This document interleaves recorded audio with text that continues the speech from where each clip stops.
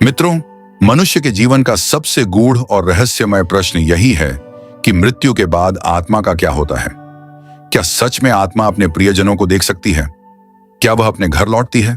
और क्या वास्तव में मृत्यु के बाद के पहले 24 घंटे आत्मा के लिए सबसे महत्वपूर्ण होते हैं? इन सभी प्रश्नों के उत्तर हमें प्राचीन ग्रंथ गरुड़ पुराण में विस्तार से मिलते हैं, जहां जीवन और मृत्यु के बीच के इस अद्भुत रहस्य को समझाया गया है। कथा के अनुसार एक बार भगवान श्री कृष्ण गोलोक में अपने दिव्य सिंहासन पर विराजमान थे। चारों ओर अलौकिक प्रकाश फैला हुआ था। वातावरण अत्यंत शांत और पवित्र था। उसी समय वहां गरुड़ देव का आगमन हुआ। उनके चेहरे पर तेज था, लेकिन मन में गहरी जिज्ञासा और कुछ प्रश्नों की उलझन स्पष्ट दिखाई दे रही थी। उन्होंने भगवान श्री कृष्ण को प्रणाम किया। श्री कृष्ण ने मुस्कुराते हुए उनका स्वागत किया और प्रेम पूर्वक पूछा, हे गरुड़ देव, आज आपके आने का क्या कारण है? गरुड़ जी ने विनम्र स्वर में उत्तर दिया, प्रभु, मैं पृथ्वी लोक का भ्रमण कर रहा था। वहां मैंने एक ऐसा दृश्य देखा जिसने मेरे मन को विचलित कर दिया। एक वृद्ध पुरुष की मृत्यु हो गई थी। उसके परिवारजन रो रहे थे, विलाप कर रहे थे और तरह तरह के उपाय कर रहे थे, मानो वे उसे वापस लाना चाहते हों। यह देखकर मेरे मन में कई प्रश्न उत्पन्न हुए। भगवान श्री कृष्ण ने गंभीरता से उनकी बात सुनी और बोले, हे गरुड़, तुम्हारे मन में कौन कौन से प्रश्न उठे हैं? गरुड़ जी बोले, प्रभु, मृत्यु तो अटल सत्य है, लेकिन उसके बाद क्या होता है यह अब भी रहस्य है। मेरा पहला प्रश्न यह है कि क्या मृत्यु के 24 घंटे बाद आत्मा अपने घर लौटती है? और दूसरा यह कि मृत्यु के बाद जो 13 दिनों का सफर बताया जाता है, क्या वह वास्तव में होता है या केवल एक मान्यता है? यह सुनकर भगवान श्री कृष्ण कुछ क्षण मौन रहे। फिर उन्होंने शांत और गंभीर स्वर में कहा, हे गरुड़, तुम्हारे प्रश्न अत्यंत महत्वपूर्ण हैं। प्रत्येक मनुष्य को इनका उत्तर जानना चाहिए। मैं तुम्हें मृत्यु के बाद की पहली अवस्था के बारे में विस्तार से बताता हूं। ध्यानपूर्वक सुनो। भगवान श्री कृष्ण ने आगे कहा, जब किसी मनुष्य की मृत्यु होती है तब उसकी आत्मा शरीर से अलग हो जाती है, लेकिन उसी क्षण उसे यह समझ नहीं आता कि वह अब शरीर से मुक्त हो चुकी है। वह स्वयं को अभी भी जीवित ही मानती है। यह स्थिति अत्यंत भ्रमपूर्ण होती है, ठीक वैसे ही जैसे कोई गहरी नींद से अचानक जाग जाए, लेकिन उसे यह एहसास न हो कि वह जाग चुका है। गरुड़ जी यह सब ध्यानपूर्वक सुन रहे थे। उन्होंने उत्सुकता से पूछा, प्रभु, क्या आत्मा अपने मृत शरीर को देख सकती है? भगवान श्री कृष्ण ने उत्तर दिया, हाँ, कई बार आत्मा अपने ही मृत शरीर को देखती है। वह अपने परिवारजनों को रोते हुए देखती है, उनकी पीड़ा को महसूस करती है। वह उनसे बात करने की कोशिश करती है, उन्हें छूने का प्रयास करती है, लेकिन कोई उसकी आवाज नहीं सुन पाता और कोई उसके स्पर्श को महसूस नहीं कर पाता। यही आत्मा के लिए सबसे बड़ा कष्ट होता है। उन्होंने आगे बताया, मृत्यु के बाद के पहले 24 घंटे आत्मा के लिए सबसे अधिक मोह के होते हैं। वह अपने घर, अपने परिवार और अपने प्रियजनों के आसपास ही भटकती रहती है। उसे भूख और प्यास का भी अनुभव होता है, लेकिन वह कुछ भी ग्रहण नहीं कर पाती। वह अपने प्रियजनों को गले लगाना चाहती है, उनसे बात करना चाहती है, लेकिन असहाय होकर केवल देखती रह जाती है। यह सुनकर गरुड़ जी की आंखों में करुणा भर आई। उन्होंने पूछा, प्रभु, क्या इस समय आत्मा को अपने कर्मों का भी आभास होता है? भगवान श्री कृष्ण ने गंभीर स्वर में कहा, हाँ, धीरे धीरे आत्मा को अपने कर्मों का एहसास होने लगता है। यदि उसने अच्छे कर्म किए हैं तो उसे शांति का अनुभव होता है, लेकिन यदि उसने पाप किए हैं, किसी का दिल दुखाया है, तो उसे भीतर से पीड़ा होने लगती है। उसे अपने हर कर्म का बोझ महसूस होने लगता है। उन्होंने आगे समझाया, यही कारण है कि मृत्यु के तुरंत बाद शास्त्रों में भगवत गीता का पाठ करने और आत्मा की शांति के लिए प्रार्थना करने का महत्व बताया गया है। इससे आत्मा को अपने मोह से मुक्त होने में सहायता मिलती है। धीरे धीरे 24 घंटे के भीतर आत्मा को यह एहसास होने लगता है कि वह अब इस संसार में नहीं रही, लेकिन तब तक उसका मोह इतना गहरा हो चुका होता है कि वह अपने घर की ओर खींची चली आती है। यही कारण है कि मृत्यु के अगले दिन विशेष पूजा और कर्मकांड किए जाते हैं, ताकि आत्मा को शांति मिले और वह अपनी आगे की यात्रा के लिए तैयार हो सके। इतना कहकर भगवान श्री कृष्ण कुछ क्षणों के लिए शांत हो गए। गरुड़ जी अब इस रहस्य को समझने लगे थे कि मृत्यु केवल अंत नहीं, बल्कि एक नई यात्रा की शुरुआत है। लेकिन उनके मन में अब भी कई प्रश्न उठ रहे थे। आत्मा आगे कहां जाती है? 13 दिनों की यात्रा में क्या होता है, मृत्यु के बाद के 13 दिनों का रहस्य, आत्मा की भटकन और यात्रा की शुरुआत। अब प्रश्न यह उठता है कि इसके बाद क्या होता है? क्या आत्मा वास्तव में 13 दिनों तक इस संसार में रहती है? और यदि हां, तो वह इन दिनों में किन अवस्थाओं से गुजरती है? यही जिज्ञासा लेकर गरुड़ देव ने आगे प्रश्न किया।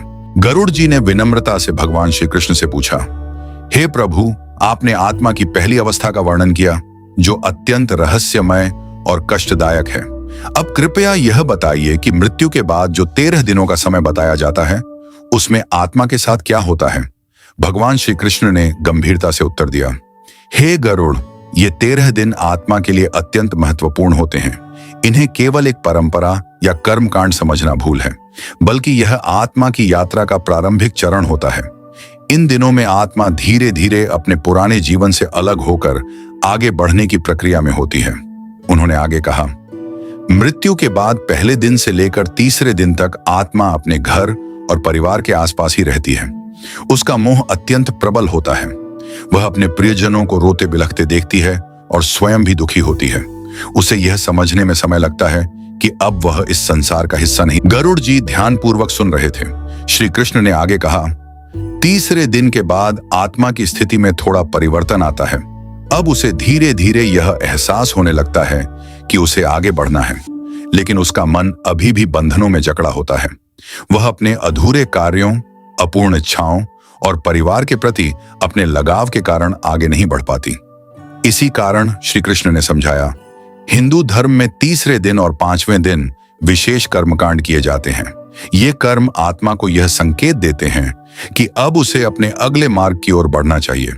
उन्होंने आगे बताया, 7वें दिन तक आत्मा अपने जीवन के विभिन्न दृश्यों को देखती है। यह समय आत्मा के लिए आत्मविश्लेषण का होता है। उसे अपने हर अच्छे और बुरे कर्म का स्मरण होने लगता है। जो आत्माएं पुण्यात्मा होती हैं, उन्हें इस समय एक हल्की शांति का अनुभव होता है, जबकि पापी आत्माएं भय और बेचैनी से भर जाती हैं।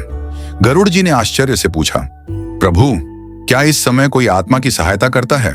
भगवान श्री कृष्ण ने उत्तर दिया, हाँ, इस समय परिवार द्वारा किए गए कर्मकांड, जैसे कि पिंडदान, दीपदान और भगवत गीता का पाठ, आत्मा के लिए मार्गदर्शक का कार्य करते हैं। ये कर्म आत्मा को शक्ति देते हैं और उसे यह समझने में सहायता करते हैं कि अब उसे इस संसार को छोड़कर आगे बढ़ना है। उन्होंने आगे कहा, 10वें दिन तक आत्मा का मोह धीरे धीरे कम होने लगता है, लेकिन यह पूरी तरह समाप्त नहीं होता। इसी दिन दशगात्र कर्म किया जाता है, जो आत्मा के सूक्ष्म शरीर के निर्माण में सहायता करता है। यह सूक्ष्म शरीर ही आगे की यात्रा में आत्मा का वाहन बनता है। गरुड़ जी अब और भी गंभीर हो गए थे। उन्होंने पूछा, प्रभु, क्या आत्मा इन दिनों में कहीं जाती भी है या केवल अपने घर के आसपास ही रहती है? भगवान श्री कृष्ण बोले, हे गरुड़, प्रारंभिक दिनों में आत्मा अपने घर के आसपास ही रहती है, लेकिन जैसे जैसे समय बीतता है, वह धीरे धीरे एक अदृश्य मार्ग पर आगे बढ़ने लगती है। यह मार्ग उसे यमलोक की ओर ले जाता है, लेकिन यह यात्रा सरल नहीं होती। उन्होंने आगे बताया, 11वें और 12वें दिन आत्मा को अपने कर्मों का पूर्ण आभास होने लगता है। यह समय निर्णायक होता है। आत्मा को यह स्पष्ट रूप से दिखने लगता है कि उसने अपने जीवन में क्या किया और अब उसे किस दिशा में जाना है। 13वें दिन श्री कृष्ण ने कहा, आत्मा अपने घर से पूरी तरह विदा लेने के लिए तैयार हो जाती है। इसी दिन 13वीं का कर्मकांड किया जाता है, जो आत्मा की इस विदाई का प्रतीक होता है। यह केवल एक सामाजिक परंपरा नहीं, बल्कि आत्मा की यात्रा का एक महत्वपूर्ण पड़ाव है। गरुड़ जी की आंखों में गहरी गंभीरता थी। उन्होंने कहा, प्रभु, इसका अर्थ यह है कि आत्मा इन 13 दिनों में अपने जीवन से पूर्ण रूप से अलग हो जाती है। भगवान श्री कृष्ण ने उत्तर दिया, हाँ वत्स, यदि परिवारजन सही विधि से कर्मकांड करें, प्रार्थना करें और आत्मा की शांति के लिए प्रयास करें, तो आत्मा को अपने मोह से मुक्त होने में सहायता मिलती है। लेकिन यदि ऐसा न किया जाए, तो कई आत्माएं अपने मोह के कारण भटकती रहती हैं। उन्होंने आगे कहा, इसलिए यह आवश्यक है कि मनुष्य जीवन में ही अच्छे कर्म करे, ताकि मृत्यु के बाद उसकी यात्रा सरल हो सके। गरुड़ जी ने सिर झुकाकर कहा, प्रभु, अब मुझे यह समझ में आ रहा है कि ये 13 दिन केवल शोक का समय नहीं, बल्कि आत्मा की यात्रा का सबसे महत्वपूर्ण चरण है। भगवान श्री कृष्ण मुस्कुराए और बोले, हे गरुड़, तुमने सत्य को समझना शुरू कर दिया है। लेकिन यह तो केवल शुरुआत है। आगे आत्मा को और भी कठिन मार्गों से गुजरना होता है, जहां उसके कर्मों का वास्तविक परीक्षण होता है। मित्रों, अब आत्मा की यात्रा एक नए मोड़ पर पहुंचने वाली थी, जहां उसे अपने कर्मों के अनुसार मार्ग मिलेगा। आगे क्या होता है, आत्मा यमलोक तक कैसे पहुंचती है और उसे किन परीक्षाओं का सामना करना पड़ता है, इन सभी रहस्यों को जानने के लिए तैयार हो जाइए, क्योंकि कथा का अगला भाग और भी गहरा और रोमांचक होने वाला है। लेकिन अब प्रश्न यह उठता है कि 13वीं के बाद आत्मा के साथ क्या होता है? क्या उसकी यात्रा यहीं समाप्त हो जाती है या फिर कोई नया और कठिन मार्ग उसकी प्रतीक्षा कर रहा होता है? इन्हीं गहन प्रश्नों के साथ गरुड़ देव ने पुनः भगवान श्री कृष्ण से पूछा, हे प्रभु, जब आत्मा 13वें दिन अपने घर से विदा ले लेती है, तब उसके बाद उसकी यात्रा किस दिशा में जाती है? क्या कोई उसे मार्ग दिखाता है? भगवान श्री कृष्ण ने गंभीर और गूढ़ स्वर में उत्तर दिया, हे गरुड़, 13वें दिन के बाद आत्मा की वास्तविक परीक्षा आरंभ होती है।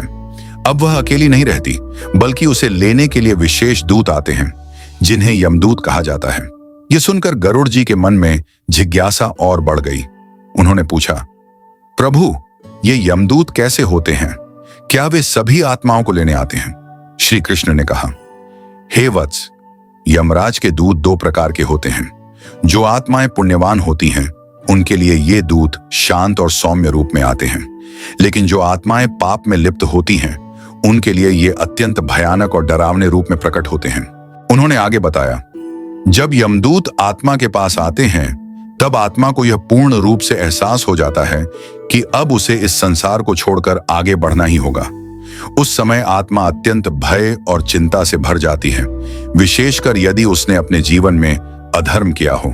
गरुड़ जी ने चिंतित होकर पूछा, प्रभु, क्या आत्मा इन दूतों का विरोध कर सकती है?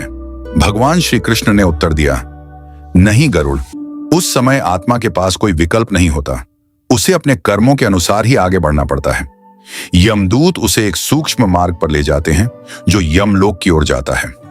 इसके बाद श्री कृष्ण ने उस मार्ग का वर्णन करते हुए कहा, यह मार्ग अत्यंत कठिन और कष्टदायक होता है। इसे प्रेत मार्ग कहा जाता है। इस मार्ग पर आत्मा को अनेक प्रकार की पीड़ाओं का सामना करना पड़ता है। जहां पुण्य आत्माओं को यह मार्ग सरल और प्रकाशमय प्रतीत होता है, वहीं पापी आत्माओं के लिए यह अंधकार, भय और कष्ट से भरा होता है। उन्होंने आगे कहा, इस यात्रा के दौरान आत्मा को भूख और प्यास का अत्यंत कष्ट होता है। उसे जल की आवश्यकता होती है, लेकिन कहीं जल नहीं मिलता। तभी परिवार द्वारा किए गए पिंडदान और तर्पण आत्मा की सहायता करते हैं। ये कर्म आत्मा को ऊर्जा और संतुलन प्रदान करते हैं, जिससे वह इस कठिन मार्ग को पार कर सके। गरुड़ जी ने आश्चर्य से पूछा, प्रभु, क्या आत्मा को इस यात्रा में अपने जीवन की घटनाएं याद रहती हैं? श्री कृष्ण बोले, हाँ वत्स, इस यात्रा के दौरान आत्मा को अपने जीवन के प्रत्येक कर्म का स्मरण होता है। उसे यह स्पष्ट रूप से दिखाई देता है कि उसने किसके साथ क्या व्यवहार किया, किसे दुख दिया और किसकी सहायता की। यह आत्मा के लिए आत्मचिंतन का समय होता है। उन्होंने आगे बताया, जो आत्माएं अपने जीवन में दान, सेवा, भक्ति और सत्य के मार्ग पर चली होती हैं, उन्हें इस यात्रा में दिव्य शक्तियों का सहारा मिलता है। उन्हें मार्ग में प्रकाश दिखाई देता है और वे भय मुक्त होकर आगे बढ़ती हैं। लेकिन श्री कृष्ण का स्वर गंभीर हो गया। जो आत्माएं पाप में लिप्त होती हैं, उन्हें इस मार्ग पर कांटे, अग्नि, अंधकार और भयानक दृश्य दिखाई देते हैं। वे हर कदम पर कष्ट अनुभव करती हैं। यमदूत उन्हें आगे बढ़ाते हैं और वे चाहकर भी रुक नहीं सकती। गरुड़ जी यह सुनकर अत्यंत व्याकुल हो गए। उन्होंने कहा, प्रभु, यह तो अत्यंत भयावह है। क्या कोई ऐसा उपाय है जिससे आत्मा को इस कष्ट से बचाया जा सके? भगवान श्री कृष्ण ने शांत स्वर में उत्तर दिया, हे गरुड़, यही कारण है कि मनुष्य को जीवन में ही अपने कर्मों को शुद्ध करना चाहिए। गरुड़ पुराण में स्पष्ट कहा गया है कि जो व्यक्ति जीवन में धर्म, दान, भक्ति और सत्य का पालन करता है, उसकी आत्मा को इस मार्ग में किसी प्रकार का कष्ट नहीं होता। उन्होंने आगे कहा, विशेष रूप से गौ सेवा, ब्राह्मण सेवा, दान और ईश्वर भक्ति से आत्मा को अत्यंत बल मिलता है। ये पुण्य कर्म आत्मा के लिए उस कठिन मार्ग को सरल बना देते हैं। गरुड़ जी ने गहरी सांस ली और कहा, प्रभु, अब मुझे समझ में आ रहा है कि जीवन में किए गए कर्म ही मृत्यु के बाद हमारी यात्रा को निर्धारित करते हैं। भगवान श्री कृष्ण मुस्कुराए और बोले, वत्स, तुम सत्य के निकट पहुंच रहे हो, लेकिन यह यात्रा अभी समाप्त नहीं हुई है। आगे आत्मा को एक और महत्वपूर्ण पड़ाव से गुजरना होता है, जहां उसके कर्मों का न्याय होता है। मित्रों, अब आत्मा यमलोक के द्वार के निकट पहुंच चुकी है, जहां उसका सामना न्याय से होगा। वहां क्या होता है, आत्मा का निर्णय कैसे लिया जाता है और उसे स्वर्ग, नरक या पुनर्जन्म में से क्या मिलता है, इन सभी रहस्यों को जानने के लिए तैयार रहिए, क्योंकि कथा का अगला भाग और भी गहरा और रहस्यमय होने वाला है। यमलोक का न्याय, कर्मों का अंतिम हिसाब। मित्रों, अब तक आपने आत्मा की यात्रा के 3 महत्वपूर्ण चरणों को समझा। मृत्यु के बाद का भ्रम, 13 दिनों की भटकन और फिर यमदूतों के साथ कठिन मार्ग की शुरुआत। अब आत्मा उस स्थान पर पहुंचती है जहां उसके जीवन का सबसे निर्णायक क्षण उसका इंतजार कर रहा होता है। यह स्थान है यमलोक, जहां हर आत्मा को अपने कर्मों का सटीक और निष्पक्ष न्याय मिलता है। जब आत्मा यमलोक के द्वार पर पहुंचती है, तब वह भय, जिज्ञासा और असमंजस से भरी होती है। उसके सामने एक विशाल और गंभीर वातावरण होता है, जहां चारों ओर एक अदृश्य शक्ति का प्रभाव महसूस होता है। उसी समय वहां प्रकट होते हैं यमराज, न्याय के देवता, जिनका स्वरूप अत्यंत प्रभावशाली और गंभीर होता है। उनके साथ होते हैं चित्रगुप्त, जो प्रत्येक जीव के कर्मों का लेखा जोखा संजोकर रखते हैं। आत्मा को यमराज के समक्ष प्रस्तुत किया जाता है। उस क्षण आत्मा के भीतर एक गहरी हलचल होती है, क्योंकि अब उससे कुछ भी छिपा नहीं रहता। चित्रगुप्त अपने दिव्य लेखों को खोलते हैं और आत्मा के पूरे जीवन का विवरण प्रस्तुत करते हैं। उसके हर अच्छे और बुरे कर्म का सूक्ष्म वर्णन किया जाता है। आत्मा अपने जीवन की हर घटना को फिर से देखती है, जैसे कोई चलचित्र उसकी आंखों के सामने चल रहा हो। उसने कब किसी की मदद की, कब किसी को दुख पहुंचाया, कब सत्य का साथ दिया और कब अधर्म का मार्ग चुना, सब कुछ स्पष्ट दिखाई देता है। यह न्याय अत्यंत निष्पक्ष होता है। यहां ना कोई सिफारिश चलती है, ना कोई छल कपट काम आता है। यदि आत्मा ने जीवन में अधिक पुण्य किए हैं, दान, सेवा, भक्ति, सत्य और करुणा का पालन किया है, तो उसे एक दिव्य शांति का अनुभव होता है। उसका मार्ग प्रकाश से भर जाता है और उसे स्वर्ग की ओर जाने का अवसर प्राप्त होता है। लेकिन यदि आत्मा ने पाप किए हैं, अहंकार, क्रोध, छल, अन्याय और हिंसा में जीवन बिताया है, तो उसके भीतर भय और पश्चाताप की भावना उत्पन्न होती है। उसे अपने ही कर्मों का दंड भोगने के लिए तैयार होना पड़ता है। जब यमराज निर्णय सुनाते हैं, तब वह आत्मा के कर्मों के आधार पर होता है। कुछ आत्माओं को स्वर्ग लोक की ओर भेजा जाता है, जहां उन्हें उनके पुण्यों का फल मिलता है, शांति, आनंद और दिव्य सुख के रूप में। वहीं कुछ आत्माओं को नरक की ओर भेजा जाता है, जहां उन्हें अपने पापों का दंड भोगना पड़ता है। यह दंड कोई सजा मात्र नहीं, बल्कि आत्मा के शुद्धिकरण की प्रक्रिया होती है, जिससे वह अपने दोषों से मुक्त होकर आगे बढ़ सके। इस पूरी प्रक्रिया में आत्मा को यह पूर्ण रूप से समझ में आ जाता है कि जीवन में किया गया हर कर्म कितना महत्वपूर्ण होता है। कोई भी कर्म छोटा या बड़ा नहीं होता, हर एक का प्रभाव निश्चित रूप से सामने आता है। यही कारण है कि शास्त्रों में बार बार कहा गया है कि को अपने जीवन में सदैव धर्म और सत्य के मार्ग पर चलना चाहिए। जब गरुड़ देव यह सब सुन रहे थे, तो उनके मन में गहरी गंभीरता छा गई। उन्होंने समझ लिया कि मृत्यु के बाद की यह यात्रा केवल भय की कथा नहीं है, बल्कि एक सच्चाई है जो हर जीव को कभी ना कभी अनुभव करनी ही है। उन्होंने यह भी महसूस किया कि मनुष्य को अपने जीवन में ही अपने कर्मों को सुधार लेना चाहिए, क्योंकि मृत्यु के बाद केवल वही साथ देता है जो उसने अपने कर्मों के रूप में संचित किया है। इस प्रकार आत्मा का यमलोक में न्याय होता है, एक ऐसा न्याय जो पूर्णतः निष्पक्ष, सत्य और धर्म पर आधारित होता है। लेकिन क्या यही अंत है? क्या आत्मा यहीं रुक जाती है, या फिर उसके आगे भी कोई और यात्रा शेष होती है? मित्रों, आत्मा की कहानी अभी समाप्त नहीं हुई है। आगे उसे या तो स्वर्ग की ओर जाना होता है, या नरक में अपने कर्मों का फल भोगना होता है, या फिर उसे पुनर्जन्म के चक्र में प्रवेश करना पड़ता है। यह अगला चरण और भी रहस्यमय और गहन है। इसी रहस्य को जानने के लिए तैयार रहिए। आत्मा को स्वर्ग, नरक या पुनर्जन्म कैसे मिलता है, और उसके पीछे का वास्तविक सत्य क्या है? स्वर्ग, नरक और पुनर्जन्म, आत्मा की अंतिम दिशा। मित्रों, यमलोक में न्याय के बाद आत्मा की यात्रा एक निर्णायक मोड़ पर पहुंचती है। अब उसके सामने 3 मार्ग होते हैं, स्वर्ग, नरक या पुनर्जन्म। यह निर्णय किसी संयोग का परिणाम नहीं होता, बल्कि उसके पूरे जीवन में किए गए कर्मों का सटीक फल होता है। जब यमराज आत्मा का निर्णय सुनाते हैं, तब आत्मा को यह स्पष्ट हो जाता है कि अब उसे अपने कर्मों के अनुसार ही आगे बढ़ना है। यदि आत्मा ने अपने जीवन में सत्य, दया, सेवा, भक्ति और धर्म का पालन किया होता है, तो उसके लिए स्वर्ग के द्वार खुल जाते हैं। स्वर्ग कोई साधारण स्थान नहीं, बल्कि एक दिव्य लोक है जहां शांति, आनंद और सुख की अनुभूति होती है। वहां न कोई दुख है, न पीड़ा, न ही किसी प्रकार का भय। ऐसी आत्माएं प्रकाशमय मार्ग से होकर स्वर्ग की ओर अग्रसर होती हैं और उन्हें अपने पुण्यों का फल प्राप्त होता है। वे वहां दिव्य सुखों का अनुभव, जैसे कि यह उनके अच्छे कर्मों का पुरस्कार हो। लेकिन दूसरी ओर, यदि आत्मा ने अपने जीवन में पाप, अन्याय, छल, क्रोध, अहंकार और हिंसा का मार्ग अपनाया होता है, तो उसे नरक का मार्ग चुनना पड़ता है। नरक वह स्थान है जहां आत्मा को अपने बुरे कर्मों का दंड भोगना पड़ता है। यह दंड केवल पीड़ा देने के लिए नहीं होता, बल्कि आत्मा के शुद्धिकरण के लिए होता है। वहां आत्मा अपने हर गलत कर्म का परिणाम अनुभव करती है, जिससे उसे यह समझ में आता है कि उसने जीवन में क्या गलतियां की थीं। जब आत्मा नरक में अपने पापों का दंड भोग लेती है, तब वह धीरे धीरे शुद्ध होने लगती है। उसी प्रकार जब स्वर्ग में आत्मा अपने पुण्यों का फल भोग लेती है, तब भी उसका समय वहां समाप्त हो जाता है, क्योंकि चाहे स्वर्ग हो या नरक, दोनों ही स्थायी स्थान नहीं है। ये केवल कर्मों के फल भोगने के पड़ाव हैं। इसके बाद आत्मा को एक और महत्वपूर्ण प्रक्रिया से गुजरना होता है, पुनर्जन्म। जब आत्मा अपने पुण्य और पाप दोनों का संतुलन पूरा कर लेती है, तब उसे फिर से पृथ्वी पर जन्म लेना पड़ता है।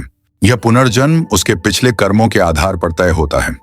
यदि उसके कर्म अच्छे होते हैं, तो उसे एक अच्छे परिवार, सुखी जीवन और अनुकूल परिस्थितियों में जन्म मिलता है। लेकिन यदि उसके कर्म अधर्म से भरे होते हैं, तो उसे कठिन परिस्थितियों, दुख और संघर्ष से भरे जीवन का सामना करना पड़ता है। इस प्रकार आत्मा जन्म और मृत्यु के इस चक्र में घूमती रहती है, जिसे संसार का माया जाल कहा गया है। यही वह चक्र है जिससे मुक्त होना ही मोक्ष कहलाता है। और मोक्ष तभी संभव है जब आत्मा पूरी तरह से अपने कर्मों से शुद्ध हो जाए और ईश्वर में लीन हो जाए। जब गरुड़ देव ने यह संपूर्ण ज्ञान भगवान श्री कृष्ण से सुना, तो उनके मन में गहरी शांति और समझ का भाव उत्पन्न हुआ। उन्होंने हाथ जोड़कर कहा, हे प्रभु, अब मुझे यह स्पष्ट हो गया है कि जीवन और मृत्यु का यह चक्र केवल एक यात्रा है और मनुष्य को अपने जीवन में ही अपने कर्मों को सुधारना चाहिए। भगवान श्री कृष्ण ने मुस्कुराते हुए कहा, वत्स, यही सत्य है। मनुष्य का सबसे बड़ा भ्रम यही है कि वह इस संसार को स्थायी मानता है। लेकिन जो यह समझ लेता है कि आत्मा अमर है और शरीर नश्वर, वही सच्चे मार्ग पर चल पाता है। इसलिए जीवन में सदैव धर्म, सत्य और भक्ति का पालन करो। मित्रों, यही इस कथा का सार है। मृत्यु अंत नहीं, बल्कि एक नई यात्रा की शुरुआत है। जो मनुष्य इस सत्य को समझकर जीवन जीता है, वही अपने जीवन को सार्थक बना पाता है।